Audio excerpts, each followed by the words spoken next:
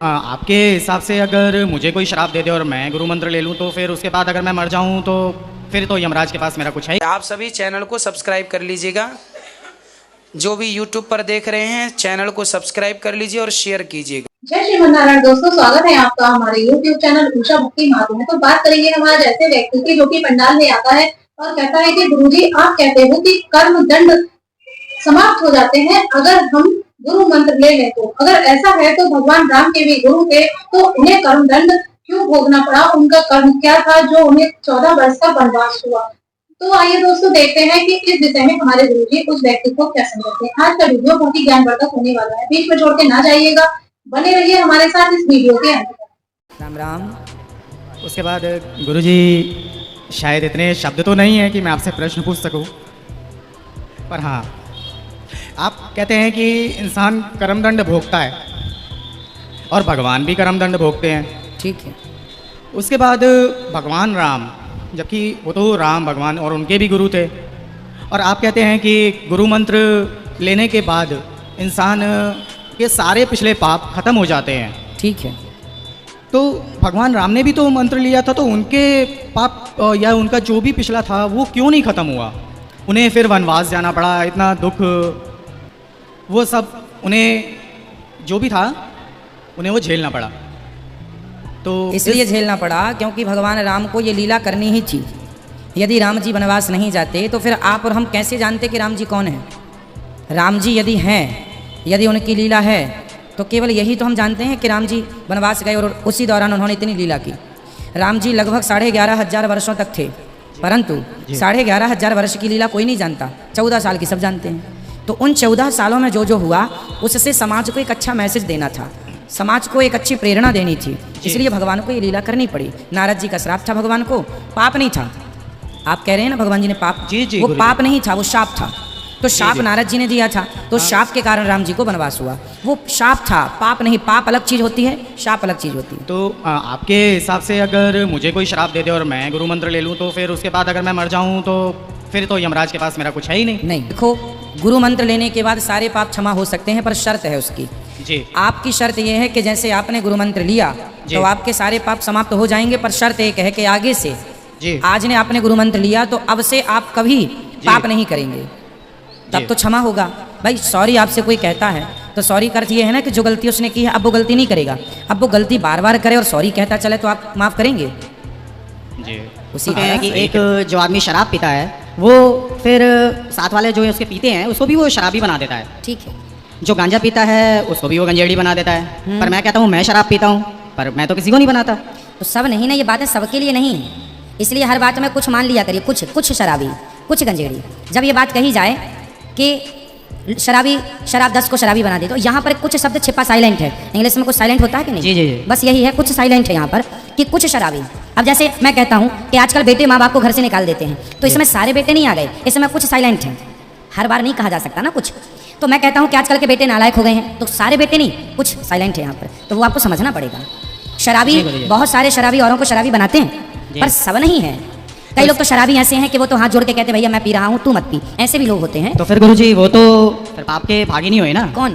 खुद पी रहे हैं वो तो पाप कर ही रहे हैं ना, औरों को नहीं बना रहे हैं वो ठीक है, पर जो खुद पी रहे हैं वो क्या पाप नहीं है? शराब पीना क्या अच्छी बात है? नहीं गुरुजी। इस तरफ आ जाइए किनारे। जी मैं बताओ, शराब पीना अच्छी बात है?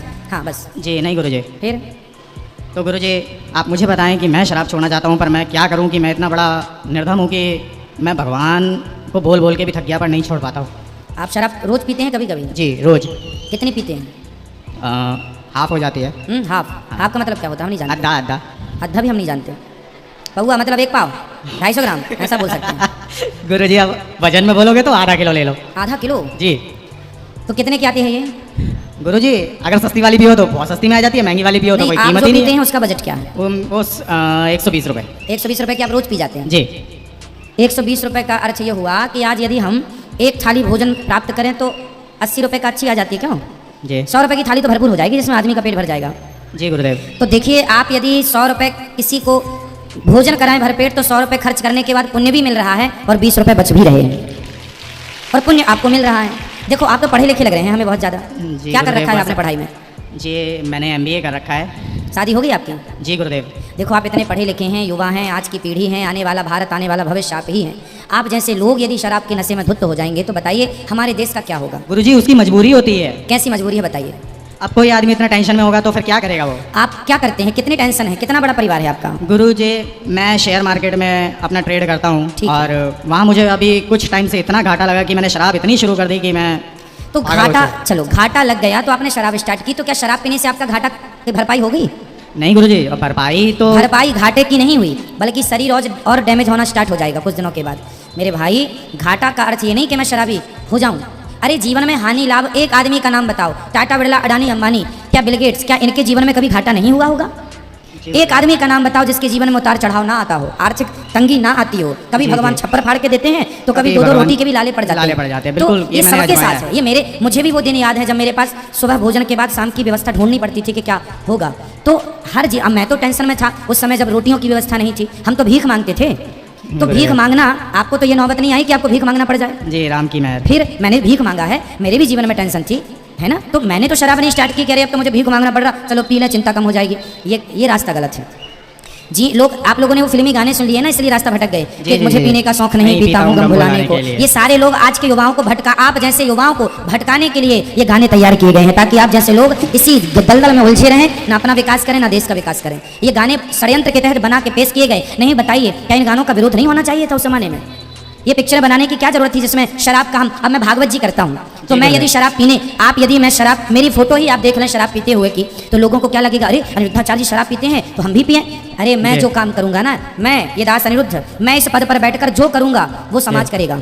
मैं अच्छा करूंगा तो समाज अच्छा करेगा, मैं बुरा करूंगा तो समाज बुरा करेगा। ये फिल्मी दुनिया वाले, क्या इनका ये धर्म नहीं था कि तुम्हें दुनिया फॉलो करती है तो तुम ये गंदे काम ना करो? तुम शराब पियोगे तो और ना जाने कितने लोग शराब स्टार्ट कर देंगे। क्या ये इन सुपर डुपर स्टार लोगों की क्या ये जिम्मेदारी नहीं थी? पर गुरुजी आज वही तो अब उसका शिकार आप हो चुके हैं। जी गुरुजी, मैं मानता हूँ, और आज आप यही आशीर्वाद दें कि बस मैं आपको एक निवेदन करूंगा कि आपके अंदर जो आपका मन है जी, वो मन जो है, उस मन को आप समझाइए। देखो, नथिंग इज इम्पॉसिबल, इस संसार में कुछ भी असंभव नहीं है। आप चाहें तो आज शराबी हैं, कल बहुत अच्छे व्यक्ति हो सकते हैं। आप ही दुनिया को प्रेरणा दे सकते हैं, ये बता सकते हैं कि देखो मैं शराब पीता था लेकिन अब मैं कथा सुन के इतना बदल गया हूँ कि मैं सदा के लिए त्याग कर चुका हूँ। लोग आपसे सीखेंगे, ये आप सारी दुनिया के लिए प्रेरणा बन के खड़े हो जाएंगे। मुझे और मेरी पत्नी को आशीर्वाद दीजिए कि वो सदा राम की भक्ति करती है। बिल्कुल, सदा भगवान की सेवा में लगे रहें। भगवान आपको सदा सुखी रखें और स्वस्थ रखें। जी गुरुदेव, तालियां हो भैया के लिए, इस संकल्प के लिए कि इन्होंने सोचा। और जो आदमी कहते हैं ना, जहाँ चाह है वहाँ राह है, चाह जगी है तो राह भी मिलेगी। तो देखा दोस्तों कि आज की वीडियो में जैसे कि उस व्यक्ति ने पूछा कि अगर आप कहते हो कि गुरु मंत्र ले लें तो हमारे पास और जो हमारा दंड है वो समाप्त हो जाता है, और भगवान राम ने भी 14 वर्ष का वनवास होगा जबकि उन्होंने भी गुरु किए थे। इस पर हमारे गुरु जी ने उस व्यक्ति को समझाया कि अगर आप गुरु मंत्र लेते हैं, इसके बाद आपके पिछले पाप समाप्त हो गए, लेकिन ये शर्त होनी चाहिए कि इसके बाद आप कोई गलत कर्म नहीं करेंगे, पाप कर्म नहीं करेंगे। और अगर ज्ञान होते हुए भी अगर आप बार बार रास्ता भटकते हैं, तो अगर आप जान के कोई कर्म करते हैं गलत, तो उसका दंड आपको भोगना ही पड़ेगा। तो दोस्तों, आज की वीडियो से आपको जो भी ज्ञान प्राप्त हुआ हो, आप हमें कमेंट बॉक्स में कमेंट करके जरूर बताएं। और हाँ, अगर अभी तक आपने हमारे चैनल को सब्सक्राइब नहीं किया है तो हमारे चैनल को सब्सक्राइब कर लें, हमारी वीडियो को ज्यादा से ज्यादा लाइक और शेयर करें, बेल वाला बटन दबाना ना भूलें, कमेंट में राधे राधे लिखना ना भूलें। मिलेंगे किसी ऐसी इंटरेस्टिंग वीडियो के साथ, तब तक के लिए राधे राधे।